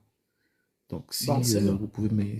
C'est une bonne question. Je crois que ce soit dans on appelle ça le christianisme ou le mécanisme, le disciple, c'est celui qui se soumet à l'enseignement de son maître. Et l'objectif de Yeshua était de soumettre le croyant à la volonté de Dieu. Voilà pourquoi en enseignant même la prière modèle, il a dit: Notre Père qui es aux cieux, que ton nom soit sanctifié, que ton règne vienne, que ta volonté soit faite. Donc c'est l'action de l'homme sur la terre doit être l'expression de la volonté divine. Donc l'homme doit être apte à faire ce que Dieu demande, ordonne de faire, et à s'exclure, à s'empêcher ou à s'abstenir de faire ce que Dieu interdit de faire. Et ça, c'est ça, la vie d'un croyant ou d'un adorateur, c'est quelqu'un qui est soumis à la volonté de Dieu exprimée au travers de sa parole. Et cette volonté a été communiquée dans le commandement de la parole. Et ensuite, étant donné dans l'alliance de l'Esprit, l'Esprit est un véritable enseignant qui guide et qui conduit dans toute la vérité, qui s'est scellé dans votre cœur ce qui est convenable dans votre marche pour la relation horizontale avec votre prochain et la relation verticale avec votre Créateur. Donc, voilà un peu ce que je peux vous dire. Les autres aussi pourront peut-être vous donner leur point de vue, mais ce que je peux vous dire, c'est celui-là. C'est ce que je peux vous dire pour l'instant. D'accord. Est-ce qu'il y a un conseil aussi que vous pouvez me donner? Bon, s'il y a un conseil que je peux vous donner, c'est de croire. Hein. De croire pour recevoir la vie, puisque Dieu a envoyé son Fils afin que quiconque croit en lui ne périsse point, mais qu'il ait la vie éternelle. Et c'est ce dernier qui est venu avec la promesse de la vie éternelle, confirmant que lorsque vous croyez en lui, vous écoutez sa parole et vous croyez en celui qu'il a envoyé, vous avez la vie éternelle, vous êtes passé de la mort à la vie et vous ne viendrez point en jugement. Donc si vous devez éviter le jugement pour la perte définitive, c'est de croire. Et si vous croyez, pour que lui, il atteste avec évidence que vous avez réellement cru, vous serez scellé du Saint-Esprit. C'est une force, c'est une dynamique qui vous permettra alors d'être guidé, d'être orienté dans la voie de Dieu jusqu'à ce que vous terminez votre pèlerinage ici-bas. C'est le conseil que je peux vous donner, c'est de croire au Fils de Dieu, de croire en son nom, afin que vous ayez la vie en son nom. Merci, Doc. Franchement, je vous tiens encore mon chapeau et je vous souhaite une longue vie. Surtout beaucoup de santé, parce que sans la santé, pour moi, on ne peut rien faire. Et beaucoup de santé pour que vous puissiez nous apprendre des trucs comme ça. Et voilà. Donc, je vous souhaite une très très bonne soirée. Merci beaucoup. Je continue à écouter. Donc, mes frères et d'autres peuvent prendre la parole. D'accord. Merci en tout cas d'être passé. Alors, il y a Alexandre. Oui, frère Alexandre, nous vous écoutons.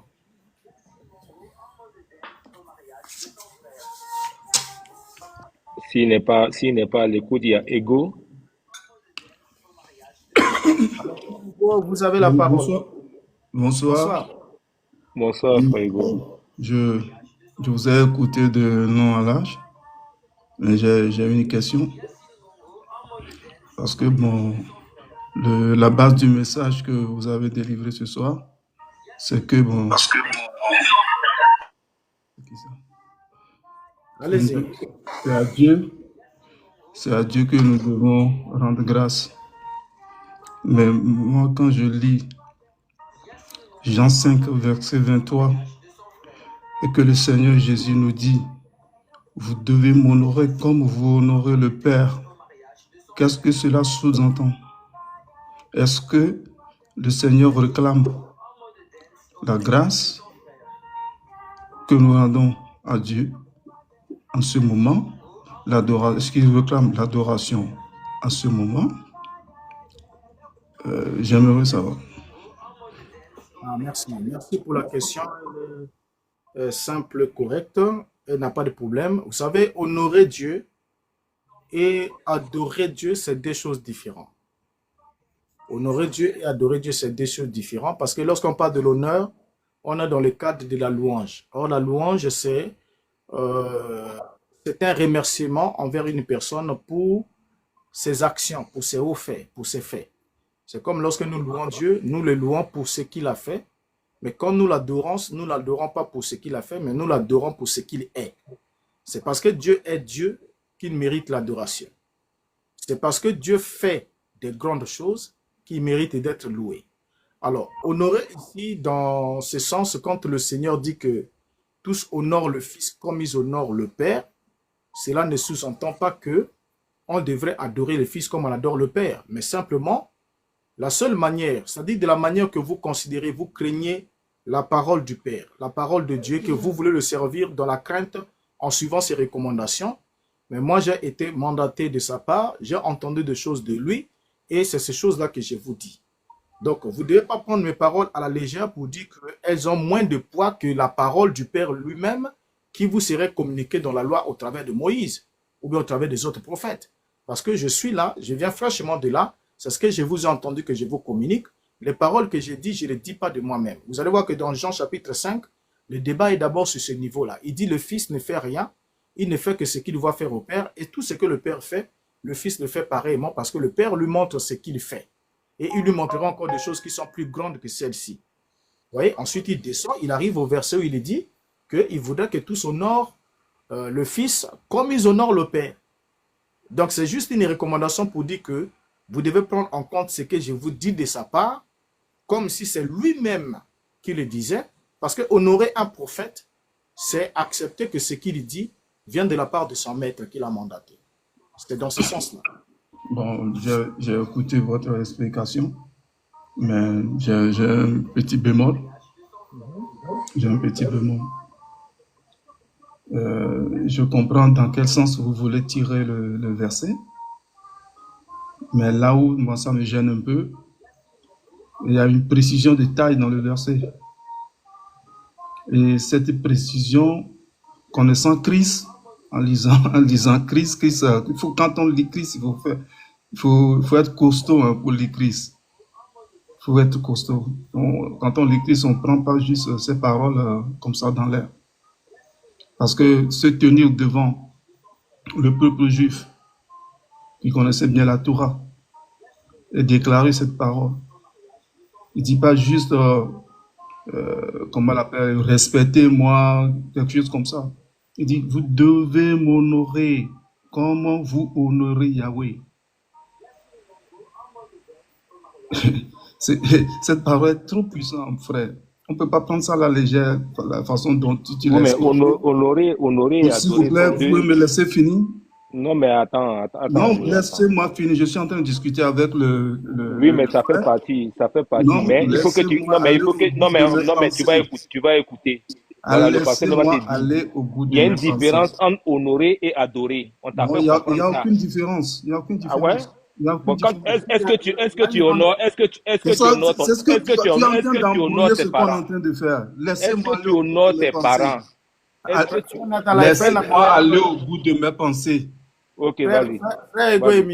Frère Egoemi, oui. Vous avez émis la pensée, vous avez posé une question, on vous a répondu, vous avez dit que la réponse n'était pas satisfaisante. Parce que pour vous, honorer signifie adorer. Ça, c'est ce que vous avez voulu nous laisser entendre. Oui. Maintenant, reprenons le texte. Je vous ai dit le contexte dans lequel Jean chapitre 5 est. Dans ce contexte, dans ce texte-là, on peut commencer la lecture à partir du verset 17. Il a dit, mais Jésus leur répondit, mon Père agit jusqu'à présent, moi aussi j'agis. À cause de cela, les Juifs cherchaient en plus à le faire mourir, non seulement parce qu'il violait le sabbat, mais parce qu'il appelait Dieu son propre Père, se faisant lui-même égal à Dieu. Verset 19. Jésus reprit donc la parole et leur dit, en vérité, je vous le dis, le Fils ne peut rien faire de lui-même, il ne fait que ce qu'il doit faire au Père. Et tout ce que le Père fait, le Fils aussi le fait pareillement. Car le Père aime le Fils, et il lui montre tout ce qu'il fait. Et il lui montrera des choses plus grandes que celles-ci, afin que vous soyez dans l'étonnement. Car comme le Père ressuscite les morts et donne la vie, ainsi le Fils donne la vie à qui il veut. Le Père ne juge personne, mais il a remis tout jugement au Fils, afin que tous honorent le Fils comme ils honorent le Père. Celui qui n'honore pas le Fils n'honore pas le Père qui l'a envoyé. Alors maintenant, regardez. Celui qui n'honore pas le Fils n'honore pas le Père qui l'a envoyé. Comment est-ce qu'on peut honorer le Fils dans ce cadre-ci? Il continue. Il dit, en vérité, je vous le dis, celui qui écoute ma parole. Donc après avoir parlé d'honorer le Père, d'honorer le Fils, celui qui n'honore pas le Fils n'honore pas le Père qui l'a envoyé, il dit maintenant au verset 24. En vérité, je vous le dis, celui qui écoute ma parole et qui croit à celui qui m'a envoyé a la vie éternelle et ne vient point en jugement, mais il est passé de la mort à la vie. Alors, comment est-ce qu'il a parlé du fait d'honorer? Ensuite, il précise, il dit, en vérité, je vous le dis, celui qui écoute ma parole. C'est parce qu'il n'était pas écouté. Comment est-ce qu'on honore un prophète? On honore un prophète en croyant à ses paroles, en donnant à ses paroles la même autorité que la parole de celui qui l'a envoyé. C'est comme ça qu'on honore un prophète. Voilà pourquoi il va dire aux Juifs, il va dire un peu plus loin, il dit, vous m'honorez des lèvres seulement, mais vos cœurs sont éloignés de moi. Vous voyez, les Juifs honoraient Dieu des lèvres, mais leurs cœurs étaient éloignés. Pourquoi? Parce qu'ils ne croyaient pas ce que Dieu leur disait. Donc ça ne veut pas dire qu'ils adoraient Dieu. Non, parce qu'on adore de tout cœur.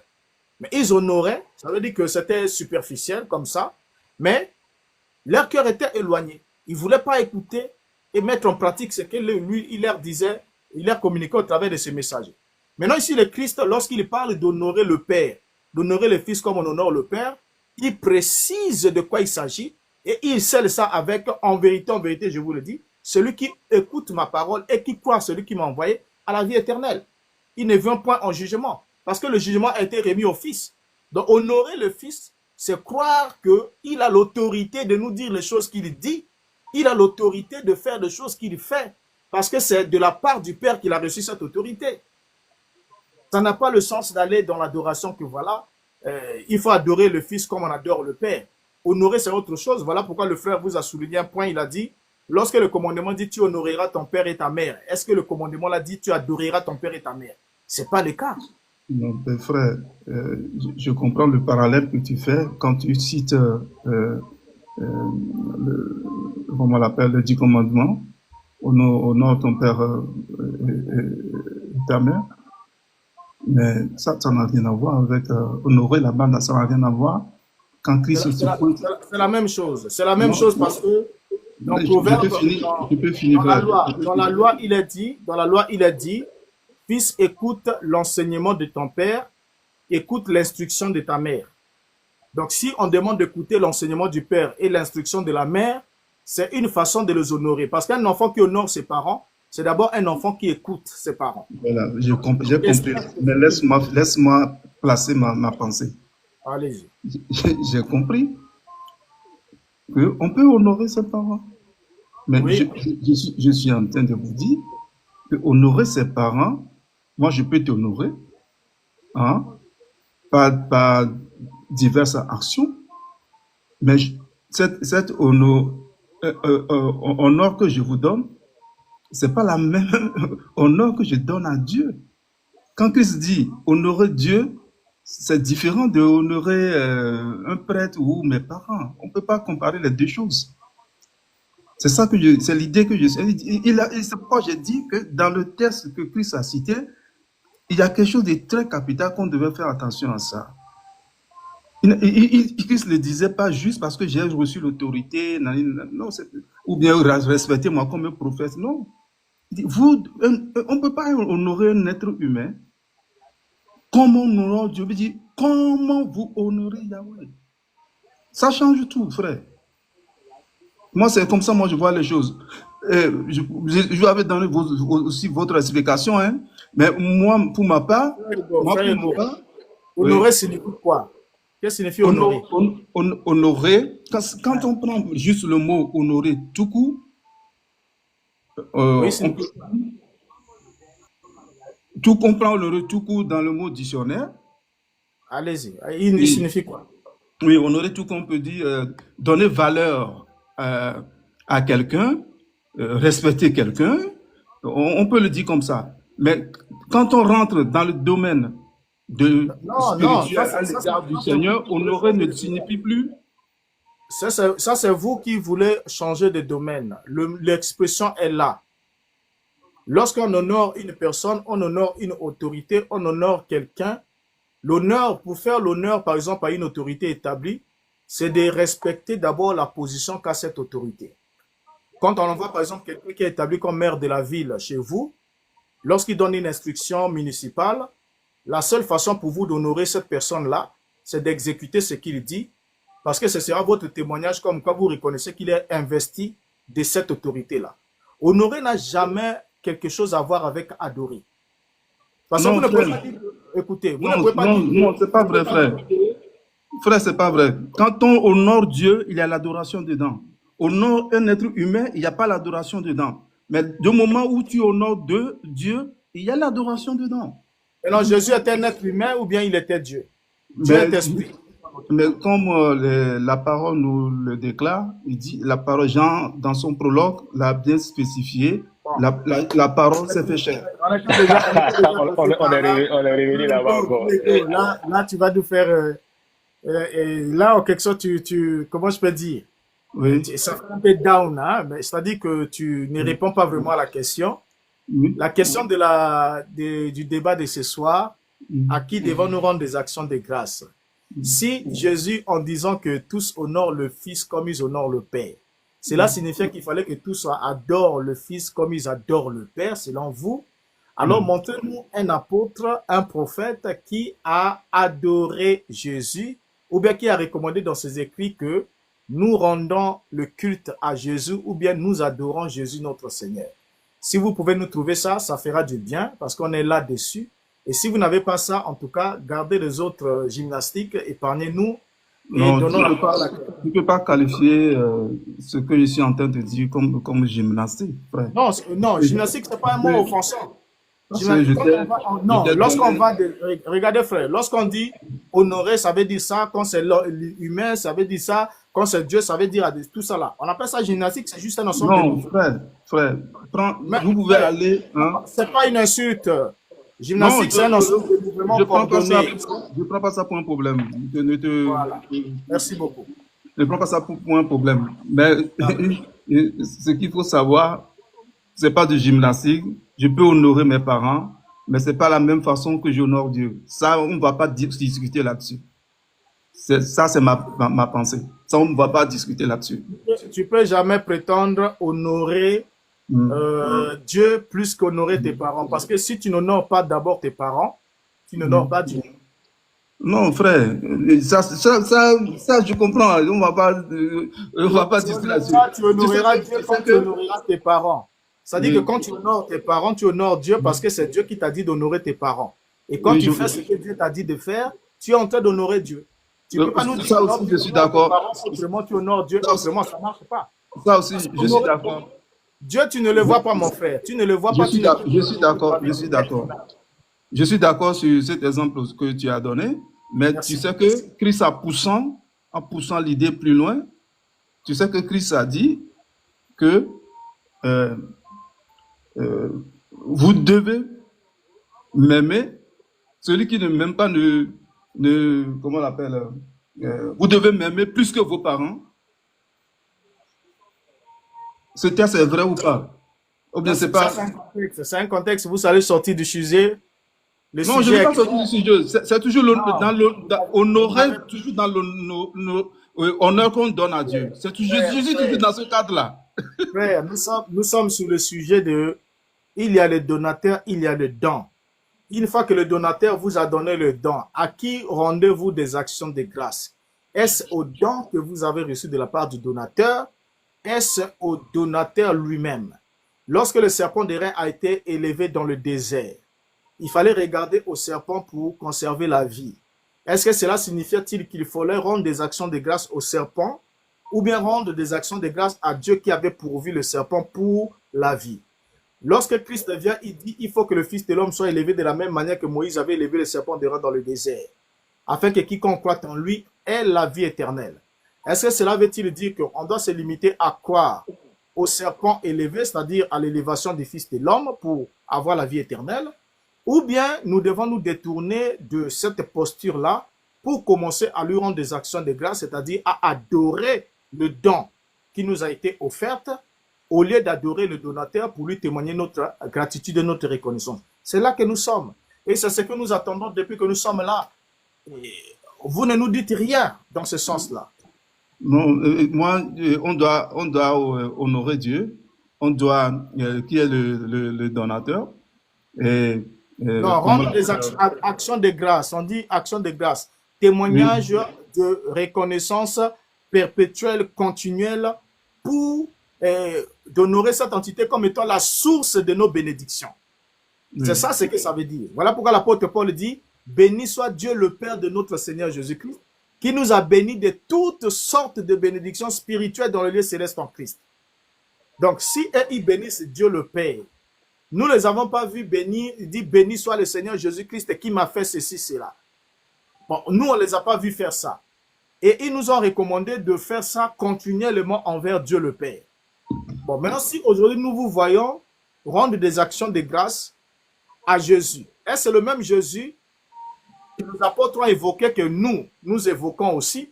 Ou bien c'est un autre Jésus qui a été fabriqué, par exemple, au concile de Nicée, ainsi de suite, et qui a été peint au cours des temps?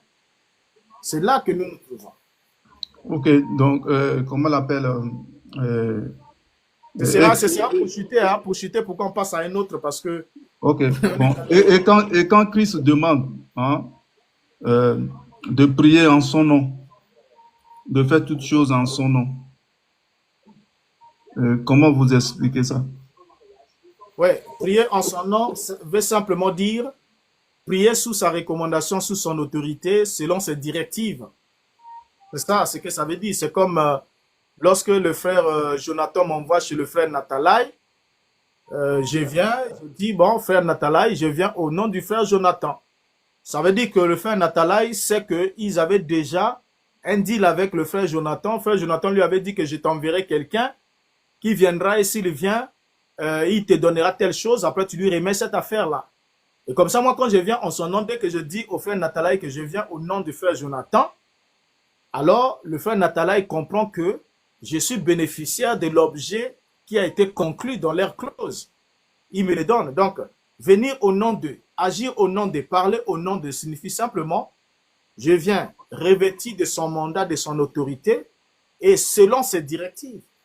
C'est ça ce que ça veut dire. Ça ne veut pas dire rendre des actions de grâce. Parce que la Bible est claire. Hein? Rendez continuellement des actions de grâce à Dieu le Père au nom du Seigneur Jésus-Christ. Oui. En d'autres termes, selon sa recommandation, selon sa parole, selon ses instructions. Parce qu'au nom de veut dire ça. Ok. Donc, vous voulez me dire que, selon vous, c'est que la façon dont vous comprenez les choses, Christ, c'est un prophète, c'est un simple messager, c'est ça? Il est le Fils de Dieu qui a été envoyé. Parce qu'il y a une différence. La différence, c'est quoi? Aujourd'hui, par exemple, nous avons le président chez nous, le président de la République, qui est M. Denis Sassou Nguesso. Vous voyez? Et ce monsieur a aussi un fils qu'on appelle Denis Christel Nguesso. Alors, M. Sassou Nguesso peut mandater des ambassadeurs, tels qu'Henri Lopez en France, il envoie celui-ci ailleurs, il envoie par-ci, par-là. Ces ambassadeurs qui vont là sont des envoyés, les diplomates qui sont envoyés par le gouvernement congolais représentant l'instance la plus élevée qu'est la présidence de la République. Mais au milieu de ces ambassadeurs-là, il peut arriver que M. Denis décide d'envoyer son fils. Donc le fils va partir. Au départ, sur le point de départ, son statut, il est fils, il est différent des autres. C'est un citoyen congolais, mais il est fils dans la maison du président. Et le président l'envoie. Quand il l'envoie, il ne va pas là-bas représenter le pays en tant que fils du président, mais il va là-bas en tant qu'ambassadeur, mandaté par son père. En ce moment-là, il porte le titre du prophète. Mais au départ, c'est le fils. Donc les gabarits sont différents. Voilà pourquoi la Bible dit, celui qui a établi Moïse comme serviteur de Dieu dans sa maison, a établi Jésus comme un fils. C'est dans la même maison. L'un est serviteur, l'autre est fils.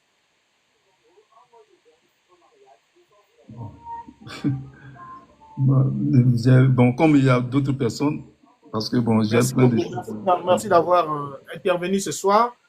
Et ça a été un plaisir de vous avoir. Nous vous souhaitons de ne pas partir, hein, de rester peut-être en bas. Peut-être vous pouvez aussi monter, continuer à échanger avec nous. C'était vraiment un plaisir. Non, il n'a qu'à rester parce qu'il a l'esprit ouvert. Il a l'esprit ouvert et puis il n'a qu'à rester.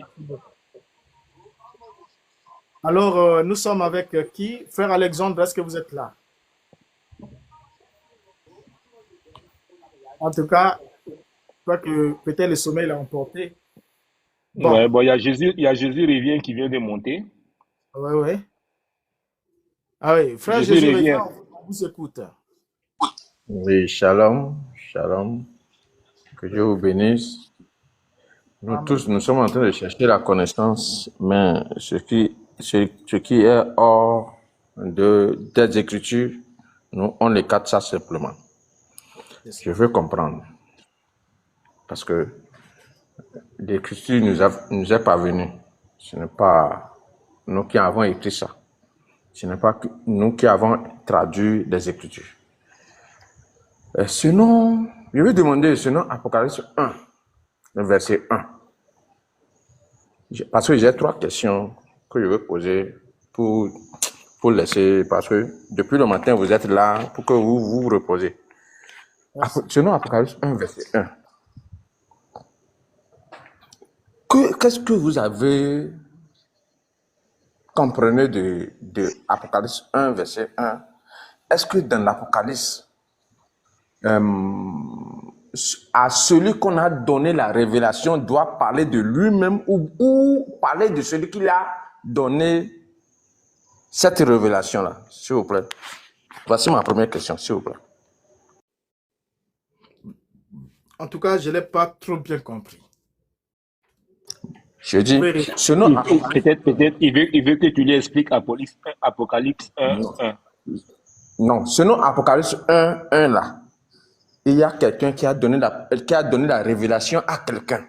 Je veux que vous me dites, est-ce que la personne doit parler, à celui qu'on a donné la révélation, là, doit parler de lui-même, ou bien il doit parler de celui qui lui a donné cette révélation-là? C'est comme si je vous envoie, c'est-à-dire j'envoie quelqu'un quelque part, va me payer quelque chose. Est-ce que je dois dire que c'est moi-même c'est-à-dire celui qui est allé là, à l'endroit pour me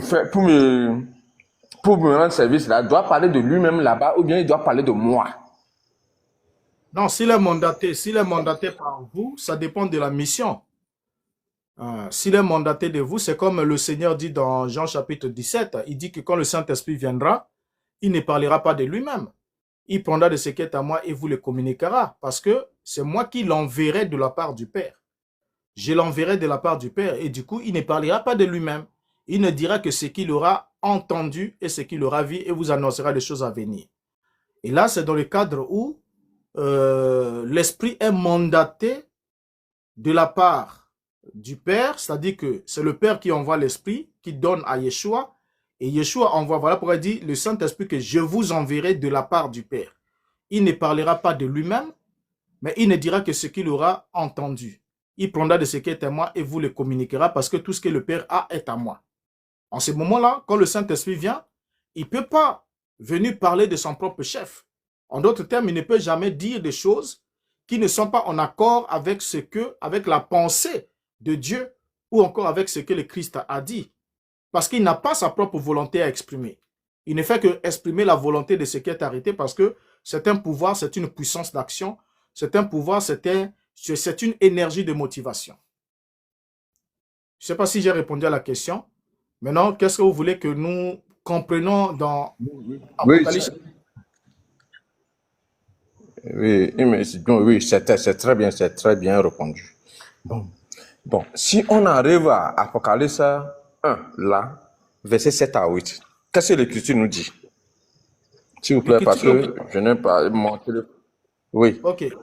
Si quelqu'un peut nous lire, hein, pour qu'on aille vite. D'accord. Le verset, on peut nous le réciter ça, hein, à moins qu'il y ait erreur. Quelqu'un aussi peut lire. Le verset 7 dit, non. Voici, il vient avec les nuées. C'est ça, non? Oui, c'est ça. La connexion. Oui, c'est ça. Tu veux que je lise, docteur? Docteur, c'est bloqué. Hein? C'est ça. Tu veux que je lise, docteur? Docteur, c'est bloqué. Hein?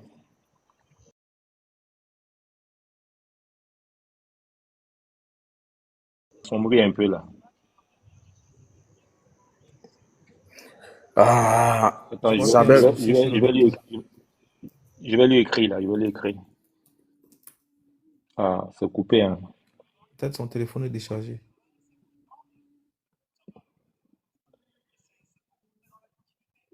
Ben, si c'est ça, on risque de tous tomber.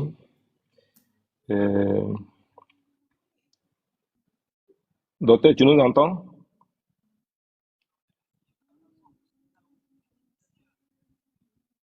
On ne peut pas avancer vraiment s'il n'est pas là. C'est ça. Je veux une réponse venant non, il va de revenir puisque nous on s'entend, ça veut dire que oui, il va revenir, je sais. Il va revenir, c'est la connexion. niveau avancé. Et ben, on peut mettre ceux qui savent déjà danser. Tu as des petits qui dansent très bien. S'il vous plaît, modérateur, j'aimerais savoir, est-ce qu'il y a une contribution qui est apportée au docteur par rapport à tout ça? Oui. Enfin, je sais comment ça se passe, hein, chacun, parce que le docteur Mbota, il n'est pas dans ce Donc, genre faut en parler, parce que s'il doit se connecter tout le temps, il ne sait pas dans quelles conditions il se connecte, donc essaie d'en parler, c'est toi qui es le modérateur. Voilà, si les gens peuvent contribuer pour qu'ils puissent constamment connectés, ça nous aidera nous tous. Voilà, on peut ne pas être d'accord avec ce qu'il dit, mais au moins la plateforme existe, elle permet de pouvoir comprendre certaines choses. Si, la suggestion est bienvenue, ouais. Donc, essayez de venir en soutien au docteur, parce que c'est depuis l'Afrique, hein, on sait comment les connexions sont là-bas, c'est pas facile. Là, même si on est plus dans une situation de coupure d'électricité, je pense. Je lui ai envoyé un message là pour voir si c'est un point de connexion.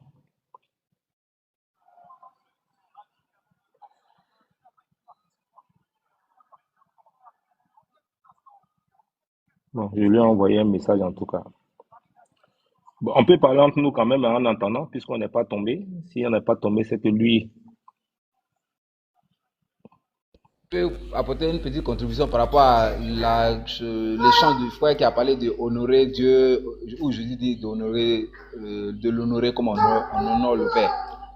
Vas-y, donne ton point de vue. Voilà, je pense que la lecture, mon approche est celle-ci. Je pense que même quand on a une définition d'un mot, l'usage du mot dans un verset va contextualiser la définition qu'on doit donner au mot.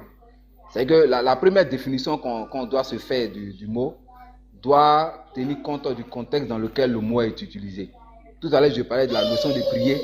Voilà, si je dis à un être humain, je te prie de faire telle chose, voilà, on comprend que je ne suis pas en train de lui rendre l'adoration, mais c'est plutôt dans je te demande pardon, fais ceci pour moi. Voilà, c'est pareil avec le mot honorer là. La lecture que le docteur a fait nous montre réellement dans quel sens on doit comprendre honorer. Voilà. Et quand on revient à la lecture que le docteur a faite, c'est assez simple. Ici, le Seigneur Jésus demandait aux Juifs d'accorder de la valeur, de lui apporter de la valeur, comme ils auraient apporté de la valeur au Père Céleste s'ils considéraient que c'était lui qui était là. Donc il est venu en son nom. Que ce soit ses enseignements, que ce soit ses miracles, ne viennent pas du diable, comme certains me l'ont dit qu'il fait les miracles par ce que tu dis là est mauvais, hein? Non, le contexte même le dit clairement. Attends d'abord, attends que j'aille au bout de mon idée, pardon. Vas-y. Le point avec toi, et c'est le point avec beaucoup d'entre vous, c'est que vous lisez un texte et puis vous cherchez la définition ailleurs. Cette façon de faire là est très suicidaire. Quand tu lis un texte, laisse le texte lui-même en fonction de son... Tu peux lire trois versets auparavant, même lire tout le chapitre, et tu vas te faire une idée. Parce que Jésus parle à des hommes. Il est en train de parler à des hommes. Voilà, il n'a pas simplement dit honorez-moi comme vous honorez le Père. C'est dans un contexte, c'est dans une sauce. Voilà, donc il faut voir les autres ingrédients qu'il a utilisés, et c'est alors que tu vas savoir quel sens donner au mot honorer. Je te mets au défi, lis le texte et montre-moi que Jésus a demandé aux Juifs de l'adorer, mais de le prier. Il n'y en a pas. Le seul mot qu'il a employé, il a parlé de miracles, il a parlé d'enseignement. Il n'a nulle part fait mention de le célébrer ou de le prier. Voilà. Donc si tu peux le faire, tu me donnes un verset ou du moins un mot qu'il a utilisé qui va dans ce sens-là. Tu vas pas le trouver. La chose que tu vas faire, tu vas aller dans Isaïe, tu vas aller dans 1 Jean. On ne va pas aller dans Isaïe. On va rester dans le même texte. Depuis qu'on est là sur cette plateforme, c'est la méthode de beaucoup d'entre vous. Laisse ça. Il ne faut pas appliquer la méthode des gens ici. On va rester dans le même texte, frère. Ok, donc il est dans le même texte qu'il me montre. Ok, je te montre. Il faut qu'on parle un peu. On se donne la parole. Tu vas. Vas-y, après Sans souci, vas-y. Ok. Quand Jésus dit, celui qui m'a vu a vu le Père, tu vas faire quoi? Toi, tu peux faire quoi là-bas? Envoie mon papa. Non, attends. Envoie mon papa, j'ai vu Dieu. Ne confondez pas les choses. Allez dans le sens des Écritures. Non, Vous allez voir ici. Jésus revient, s'il te plaît, s'il te plaît, s'il te plaît. Le docteur Mbota, pour ça, je peux parler en son nom. Il a expliqué ce que ça veut dire. D'abord, il est déjà dit dans l'Ancien Testament qu'on ne peut pas voir Dieu et vivre. Donc, quand ce juif-là lui demande, montre-moi le Père, là, et que Jésus lui répond, mais je suis là et tu demandes après le Père. Donc, ça veut dire que tu n'as pas compris que c'est lui qui m'a envoyé, en fait. Depuis que je vous parle là, vous ne comprenez pas, en fait. Tu n'as pas besoin. Non. Jésus, regardez un peu ce qui se passe. Moi, je veux que chacun de nous réfléchisse sur les tests et amener les maintenant, j'ai une question à te poser. J'ai une question à te poser. Non, Est-ce que tu peux m'écouter? Est-ce que tu peux m'écouter un peu? Moi, je ne parle pas beaucoup. Hein. Je ne parle pas. Si je parle, je te laisse la parole, tu parles. Oui, mais tu es en train de parler beaucoup là, donc il faut écouter. Est-ce qu'un être humain peut voir Dieu et vivre? Si, moi-même, je vais te demander, est-ce que Dieu ne peut pas faire un moyen, il ne peut pas faire quelque chose pour qu'on le voie? Mais moi, je vais te répondre. À partir du moment, Dieu lui-même a dit qu'on ne peut pas le voir. Il va pas se contredire.